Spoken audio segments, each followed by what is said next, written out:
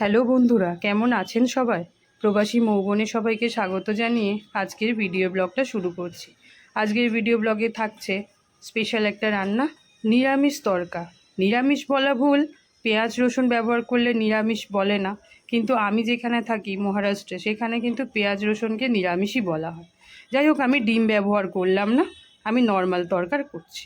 তার জন্য কি কি লাগলো তো দেখলেনই আপনারা, তো সেগুলো আমি পরে আসছি। আমি এখানে প্রথমে একটা ফোড়ন দিয়েছি, ঠিক আছে? সেই ফোড়নে দিয়েছি শাহি জিরা আর দিয়েছি গোটা শুকনো লঙ্কা। তারপর পেঁয়াজ দিয়ে ভাজা ভাজা শুরু করব। আচ্ছা, ওখানে কেটেছিলাম এই যেগুলো দেখছেন, এইগুলোই পেঁয়াজ, ধনেপাতা, আদা, রসুন, কাঁচা লঙ্কা, এগুলোকে ছোট ছোট করে কুচি করে নিয়েছিলাম। ওদিকে ভাজা ভাজা হোক, ততক্ষণ আমি একটা মশলা বানাই। হলুদ, ধনে, লাল লঙ্কার গুঁড়ো, আর হচ্ছে কাশ্মীরি লঙ্কার গুঁড়ো, আর দেব বিট নুন।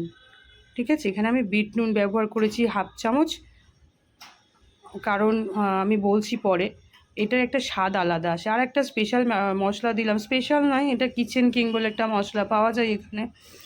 আমি এখানেই পাওয়া যায়, আমি দেখিনি কলকাতায়, তবে কলকাতায় যদি পাওয়া যায় কেউ জানাবেন। এটা গরম মশলার বিকল্প, গরম মশলার একটা আলাদা গন্ধ আর এর একটা আলাদা গন্ধ। আচ্ছা, ওদিকে যখন পেঁয়াজটা ভাজা ভাজা হয়ে গেল, তখন আমি দিয়ে দিলাম রসুন কুচি আর কাঁচা লঙ্কা কুচি, কারণ রসুনটা একটু ভাজতে সময় লাগে। আবার এটা ভাজা ভাজা হতে থাক, ততক্ষণে মানে ভাজা ভাজা হয়েছে, ততক্ষণে একটু পরেই আমি আদা আর টমেটো কুচিটা দিয়েছিলাম। আচ্ছা, ওখানে টমেটো কুচিটা বলতে ভুলে গেছিলাম। তো এটা দিয়ে নাড়াচাড়া করব, নাড়াচাড়া করে ভাজা ভাজা করে নেব আর কি একটু। যেহেতু ওখানে আমি নুনের ব্যবহার করেছি, তো এখানে আমি নুনের ব্যবহারটা পরে করব, সেটা স্বাদ অনুযায়ী। আর এখানে আমি ওই যে মশলার পেস্টটা একসাথে বানিয়েছিলাম, সেটা দিয়ে আবার কষাতে শুরু করলাম। এই কষানোটার কাছেই হলো মেন, বুঝতে পারলেন তো? তো এই আমি নুন দিলাম, ওখানে হাফ চামচ দিয়েছি, এখানে হাফ চামচ দিলাম।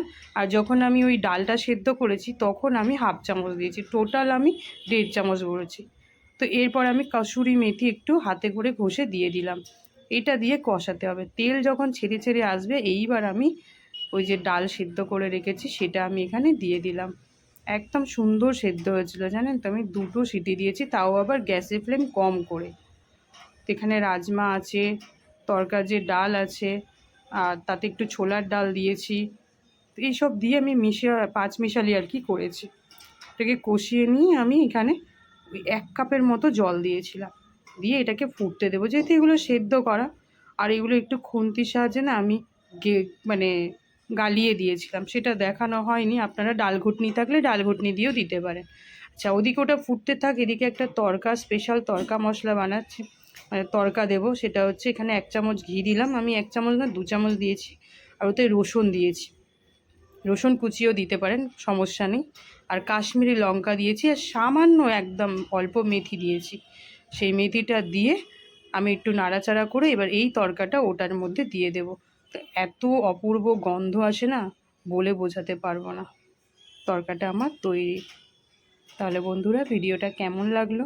অবশ্যই ভালো লাগলে একটা লাইক শেয়ার দিতে ভুলবেন না। আর অবশ্যই আপনাদের সবাইকে রিকোয়েস্ট রইল, একবার এইভাবে তড়কা দিয়ে তড়কা ডাল বানাবেন। ভালো থাকবেন, সুস্থ থাকবেন। আর হ্যাঁ, অবশ্যই নামানোর আগে যদি কেউ ধনেপাতা ভালো লাগে, ধনেপাতা দিয়ে নাড়াচাড়া করে নামিয়ে নেবেন।